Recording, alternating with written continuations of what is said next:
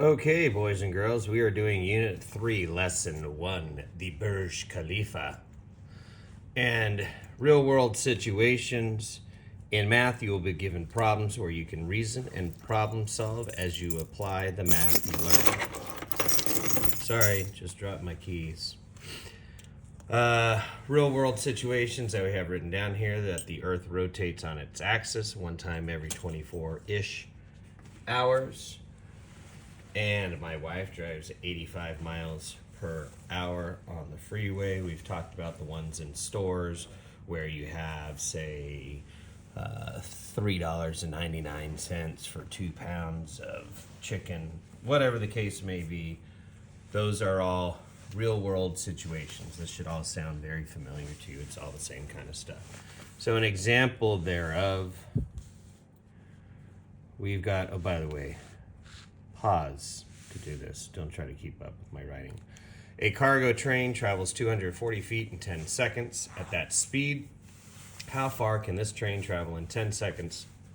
Explain your reasoning. Table, table, table, and label your table. Label your table.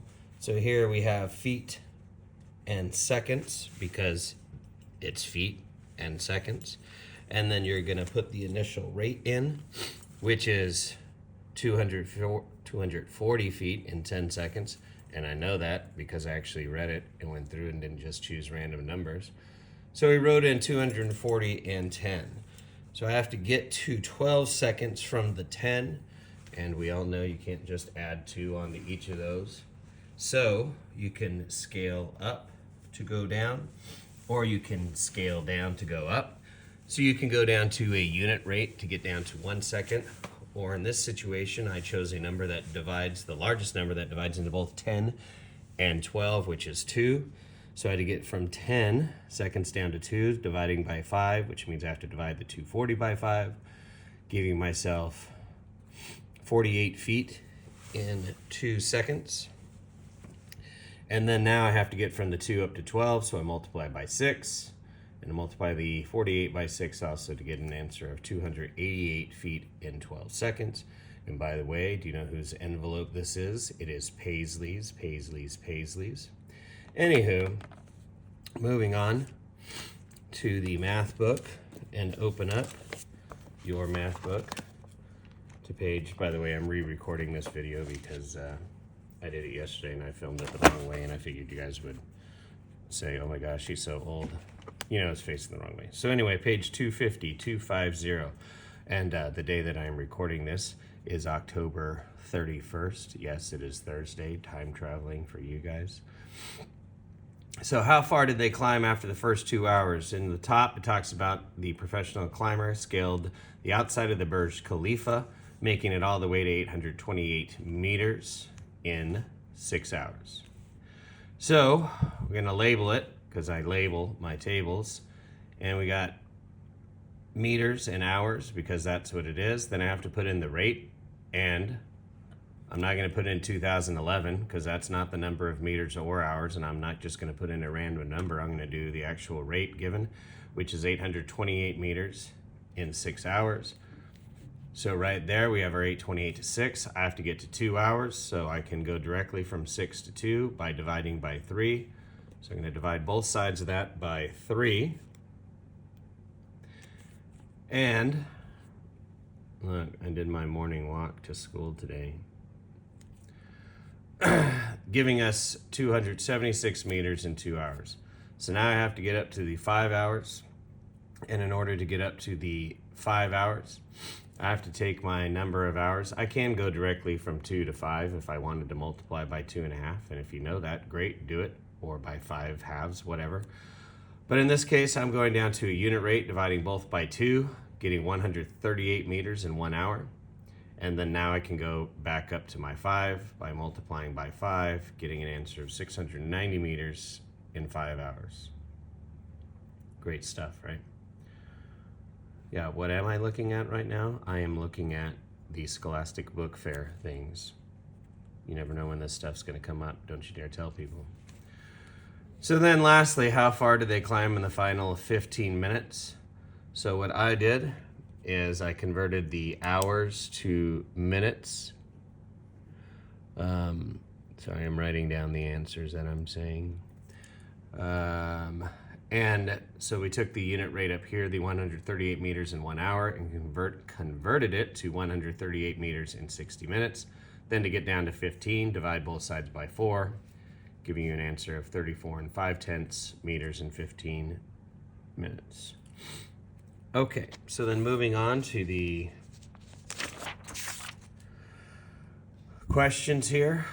This is on page 252. Read through the questions on page 252 and let me know if you have any questions on how to do that. See, this will be just like class. No one's going to answer me right now anyway. So anyway, you're trying to get, you have rates here, feet in seconds. You're going to label that table in feet in seconds. You're going to put that rate in as 310 to 10 because I'm not just choosing random numbers, like someone who might say 310 and 12 because they're right next to each other. So then you write 310 to 10, and you have to get from 10 to 12. So that's just like that problem that we did earlier. We're going to need to get from 10 to 12, so it's easiest to go down to 2 and then back up to 12. Same thing on question 2. You're going to label that table, and that table is going to be dollars and hours. And the rate is $33 in 4 hours, and I know that because it says he earns $33 for babysitting 4 hours. So then you would put $33 for 4 hours. And then we have to get from 4 to 7. And if you know how to get there from 4 to 7 without scaling down or scaling up, then by all means do that. But I would go down to 1 hour. So I divide my 4 by 4 to get 1 and my $33 by 4. And then now that I have the unit rate per 1 hour, then just multiply by 7 the hours and the dollar amount that you got. Same thing down here on question 3. We're talking about dog food. 5 cans is $4.35. So how much do 11 cans cost? So the best thing to do is to take that and find out how much it costs for 1 can and then go up to 11. Moving on to page 253, question number 4. You have 26 tables and it takes the wait staff 10 minutes to clear and set 4 tables. The rate is not 26 for 10 because those are the first 2 numbers written. I'm going with the actual one that says it takes the wait staff 10 minutes to clear and set 4 tables. So it's 10 minutes for 4 tables, 10 minutes for 4 tables. So when you make your table, you put 10 minutes to 4 tables. 10 minutes to 4 tables. So your labels, minutes, tables, labels, tables, tables, labels, table, the label, label, the table, are minutes, tables, 10 to 4, and then I have to get from 4 to 26. So you can either go down to the unit rate and get 1. You're going to end up with a decimal if you do that. Or you can find the largest number that divides into both 4 and 26, since those are both tables, and that would be 2. So if you go down to 2 and then up to 26, that'll help. By the way, why is there a happy face? Why not? Because, oh yeah, that's because I like cheese. I like cheese, that's why there's a happy face. And then lastly, on page 253, question number 5, a sandwich shop serves 4 ounces of meat and 3 ounces of cheese on each sandwich. After making an hour, the shop owner has used 91 combined ounces of meat and cheese. This is a part, whole question. Part, whole. So if I'm doing my table, my part and part are the meat and cheese. So you would have meat, cheese, and then the whole is the meat and cheese combined, because that's where it talks about right here, combined ounces of meat and cheese. So your part, whole would be 4, 3, and then those 2 combined, it's not 12 like somebody had on a test. I'm not sure how they got that. I mean, I know how they got that, but not sure why. So you'd have 4 plus 3 is 7, and then you have to get from the 7 to the 91. You can figure that out on your own and then answer the questions. If you have any questions, you can answer me or ask me on the Google Classroom if you have access to that. And if not, you can email me, stevedunbar@cusd.com. And behave, behave, behave, behave, behave, behave, behave. Be good, do your work. Don't get on Google Games playing Pac-Man knowing that you're going to get ORC for all those minutes that you did. And by the way, let's see. Oh, what date is it on the board that I'm looking at now? It still says Monday, October 28th because I haven't changed that. Okay, behave.